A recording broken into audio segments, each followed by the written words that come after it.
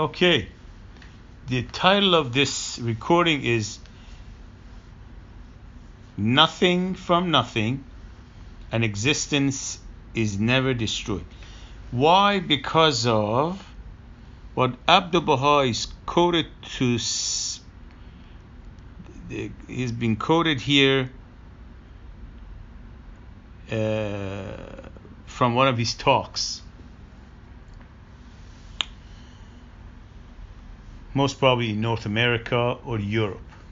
Not sure about that. But we have the quotation here, which can be searched. He says, and this is probably one of the most interesting recordings that I have ever done. It clarifies many of these nonsensical and baseless theories about the creation of the world, about the other attributes of created world, and generally how world into existence and what type of things can we expect. Now, let me read the quote first. The quotation goes like this. Now, this is just it's a selected piece of this quotation, which is from one of his talks.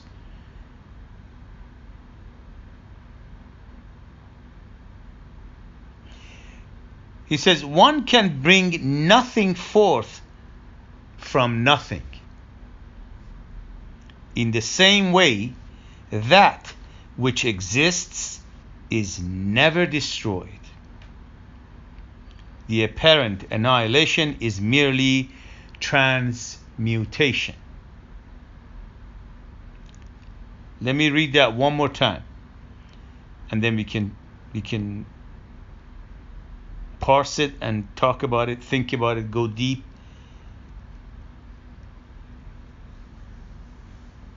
And find out what the implications are, which are great.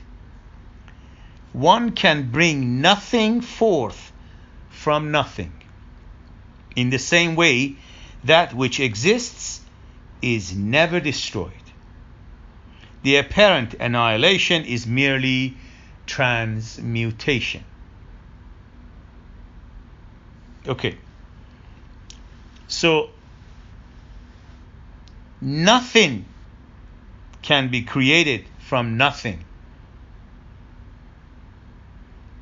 Something has to come from something. It cannot come from nothing. That's one way of looking at it. The flip side of that is that when something comes from something, that something can never go to nothing.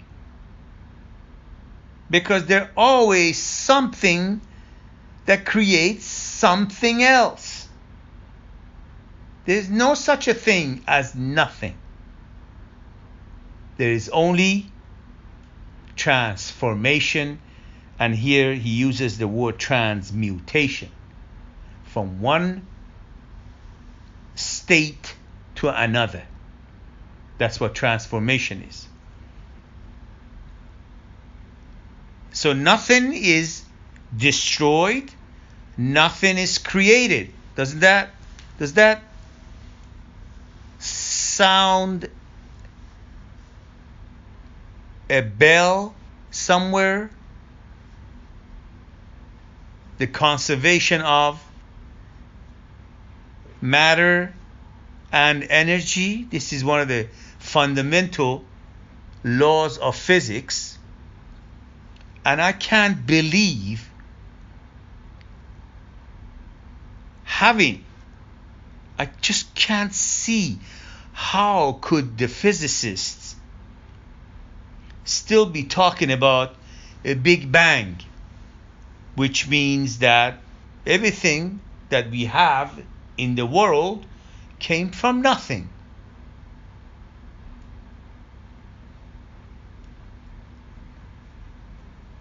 That is the fundamental point in the theory of Big Bang. Nowadays, however, what's his name? What's the physicist, the astrophysicist, Klaus or something like that? I forgot his first name. Now he wrote a book, actually. The reason I'm mentioning it because he was on the book tour promoting his book. Now he says that no, the Big Bang theory that came from nothing, everything came from nothing, doesn't make any sense. Now he persists on that everything always existed. So when everything always existed, there's no point of asking where did it come from.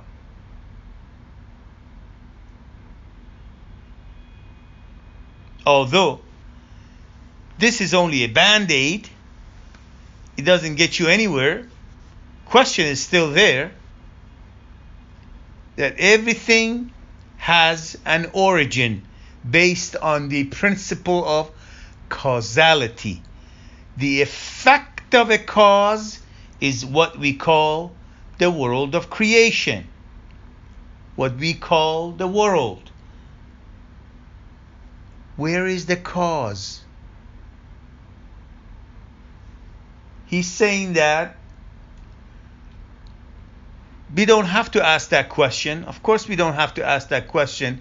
But the principle of causality is the foundation of science, the foundation of our intellectual faculty, the foundation of our reasoning power and rationality.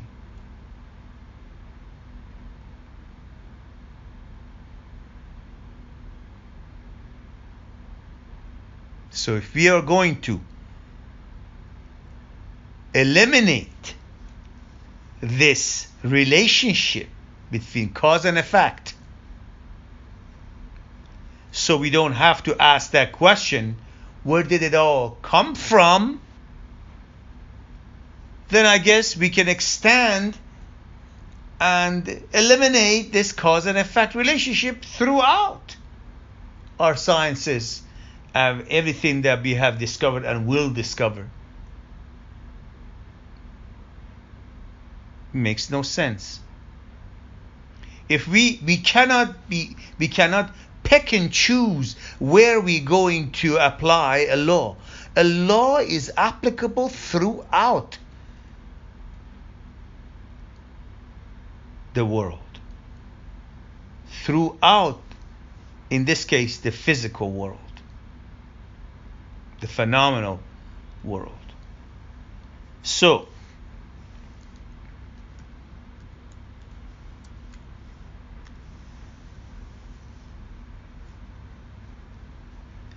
this is one of the implications. Another implication that came to my mind when I was reading this one again today, when I was using this quotation somewhere else, the implication that came to my mind was that this is a very clear explanation of the conservation of matter and energy. Which means what? Which means matter and energy cannot be added or subtracted. From where? Whenever we are talking about conservation of energy, matter and energy, we are talking about a system. A system that this law applies to. In this case, we're talking about the sum total of creation, albeit we're focusing here in a limited way only on the physical, because we are trying to find out what the astrophysicists and the scientists possibly refer to. They are focusing on the physical reality. So here we're looking at a system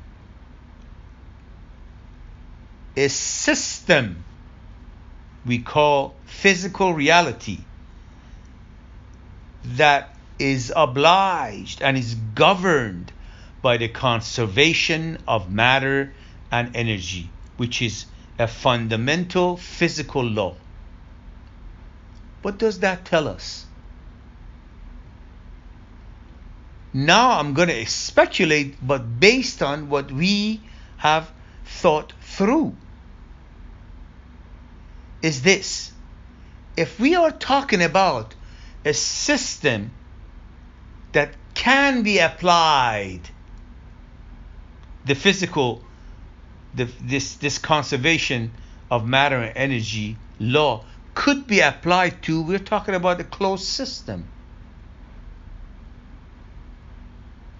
We are talking about a closed system. It's not an open system.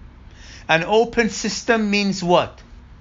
Means the amount of the matter and the amount, if you can use these words, amount of energy fluctuate. They are not constant. That is an open system. It's not a closed system. A closed system, we can apply the law of conservation of matter and energy to. Open system refuses to be governed by that law. That is very, very important.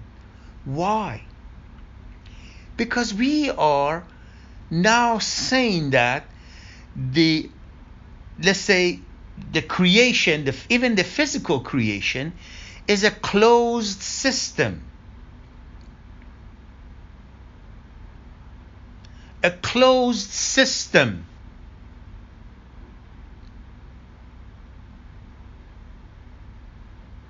That has always and will always follow the conservation law of matter and energy. That is fascinating.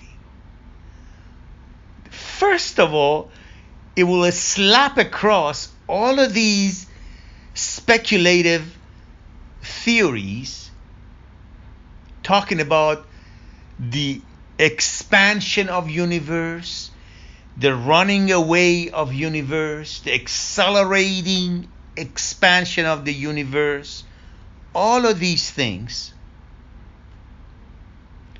including the concept of black holes.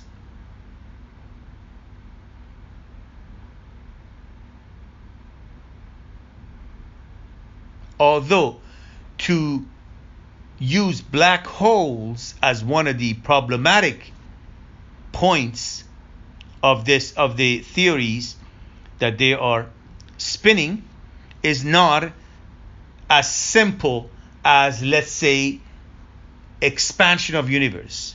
First of all, as this question was already been raised probably a few decades ago anyway, but not too many people bother to even think about it and try to even rationalize it. Is the expansion of universe. Expansion of universe makes what? Makes no sense, first of all. Expanding into what?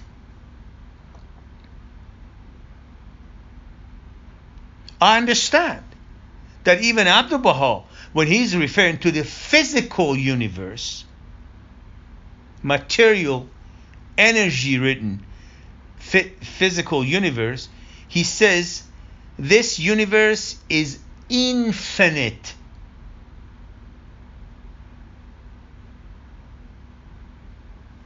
You have to take that with a grain of salt. Why?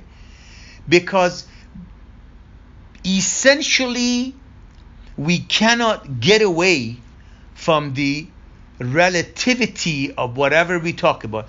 Everything is relative. In fact, we call, if we go a little deeper, not to limit ourselves to the physical universe, when we go to we refer to the totality of the creation.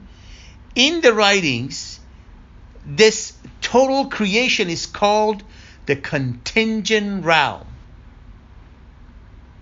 That's including everything ever created, ever existed,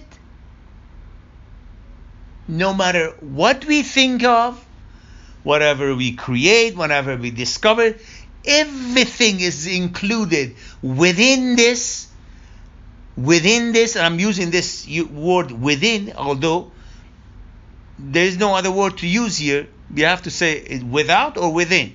So we know there is no without, because everything is that which is the contingent realm. There's no, I don't know how else, as Abdul-Baha, how else to refer to. Abdul-Baha said, our language is a language of a child.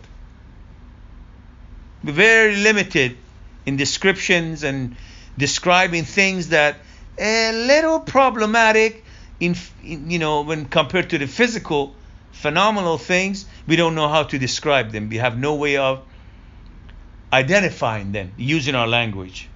But anyway, I digressed. Getting back to implication, we are here we're going to go a little further and see what else we can see. See what else is there.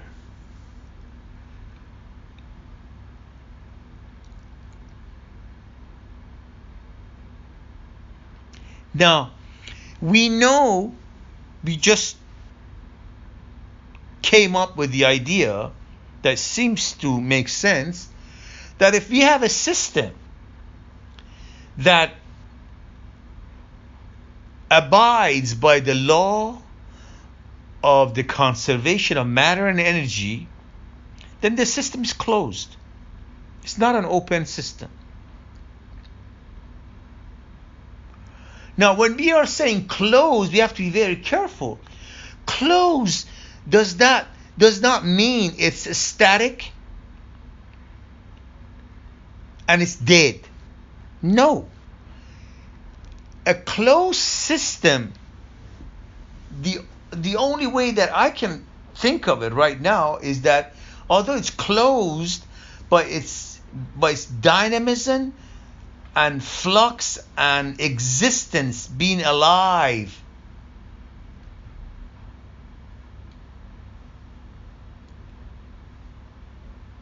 could be the attributes and qualities of the closed system. So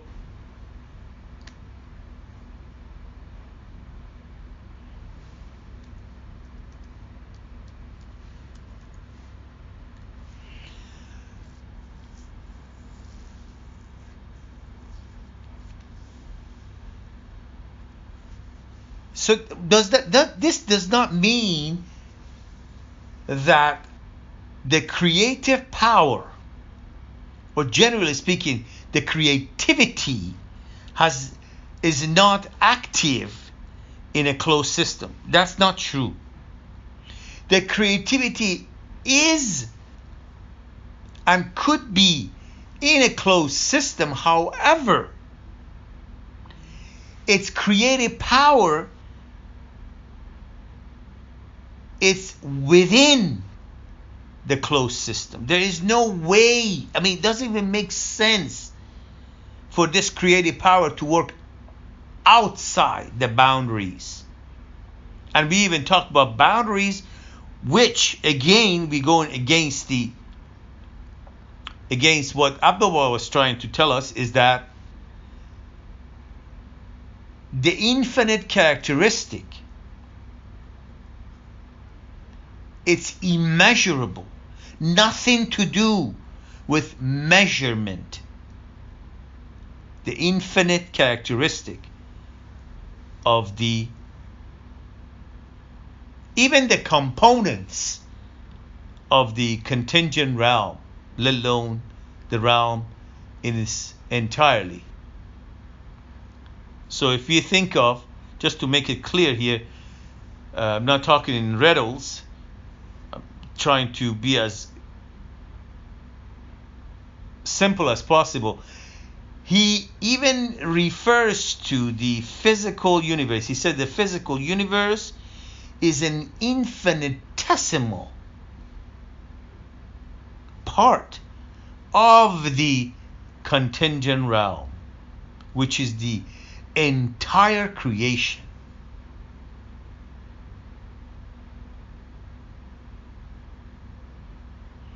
So the total creation, whatever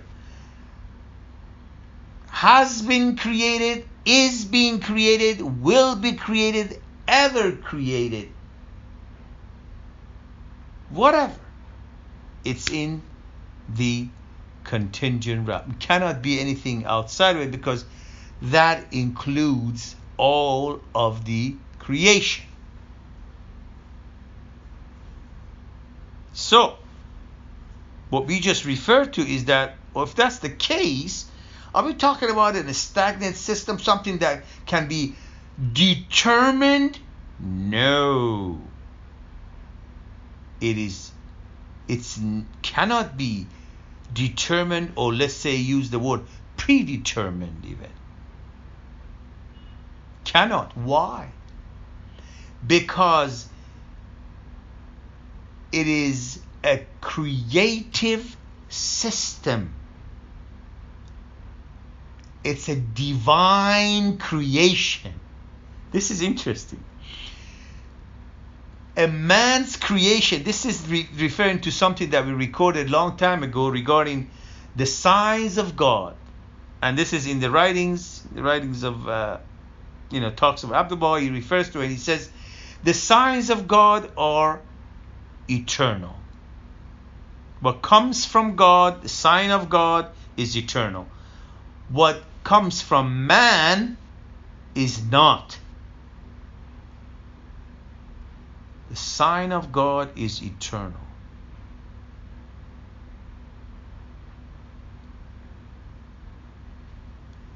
Eternity, creativity, they're actually the same thing. To be creative means you are perpetually, indefinitely, eternally creating, generating. And that is a divine attribute. When we refer to actual creativity with capital C, we are talking about God. Basically, we are referring to a creative power which is above and cannot be accessed, cannot be reached, is inaccessible, unreachable, unknowable, but it is eternally creative. In fact, when we're talking about somebody who is creative, we know this person is alive, exists. You cannot be dead and be creative. You have to be alive to be creative. That's very important, because this system that we're referring to, although to us we cannot understand a system that the law of conservation of energy and matter can be applied to, it needs to be closed. And we talk about, but it's a closed system. We say, well, from this side of the system to the other side of the system, from this boundary to another boundary, that's a closed system. That's not. This is the way we understand it. We cannot grasp the infinite. We cannot grasp the infinite. We can only comprehend finite realities. Hence, we can never imagine a system with closed system characteristics can be infinite and infinitely creative. It's just not going to happen. We cannot wrap our minds around infinity. Our minds are limited. How could a limited instrument comprehend? That means encompass. So it can describe it. When something is described, that means we encompass it. We bring it in. We put boundaries around it so we can describe it. We can't do that with infinity. Infinity is not possible. Infinity is impossible. You see how possible and impossible used here? In opposite of each other. Opposite of what we usually use them in a way that we use them. We say something that is possible.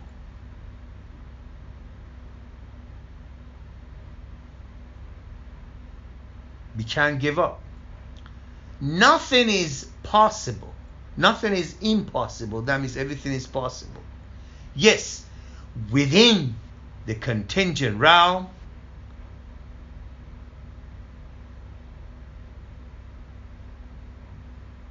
the possibility is there.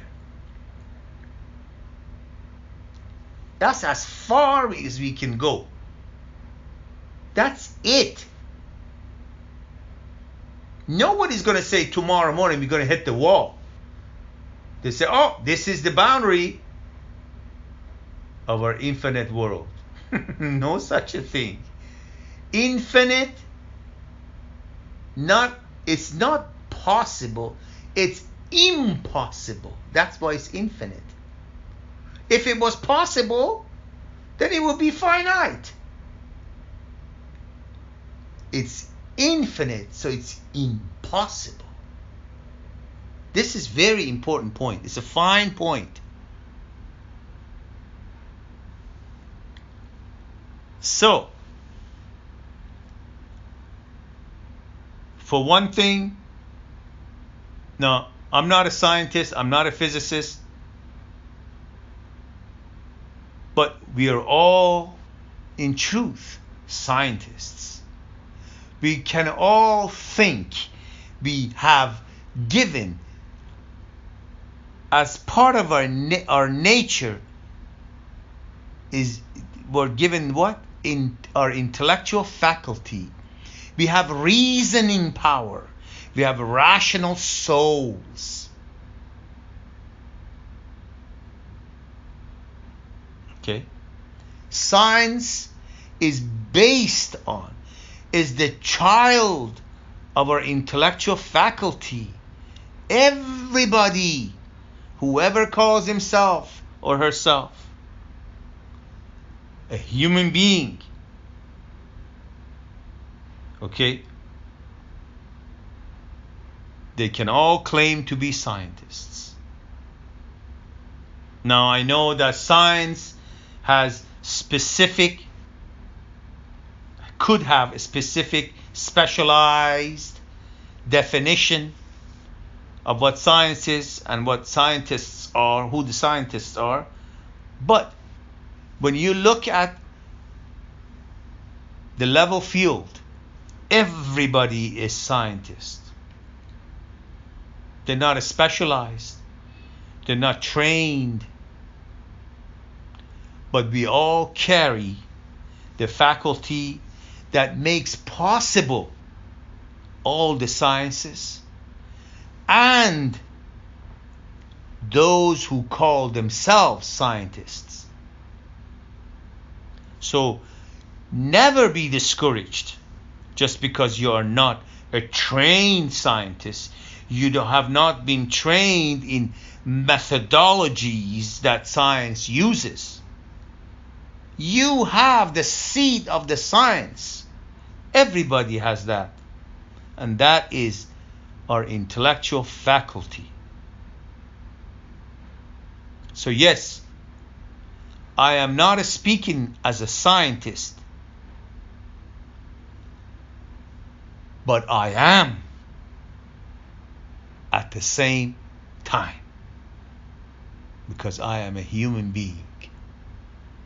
So that's the other point that we threw in. Anyway, I want to read this quotation from Abdul-Baha one more time before I end this recording.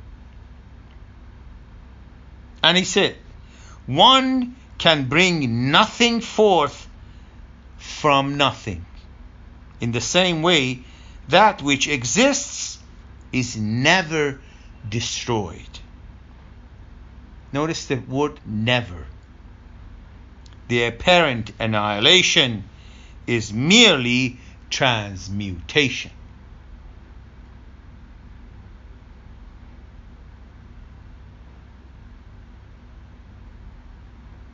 Fascinating. What if Abdul-Baha was not given as the most precious gift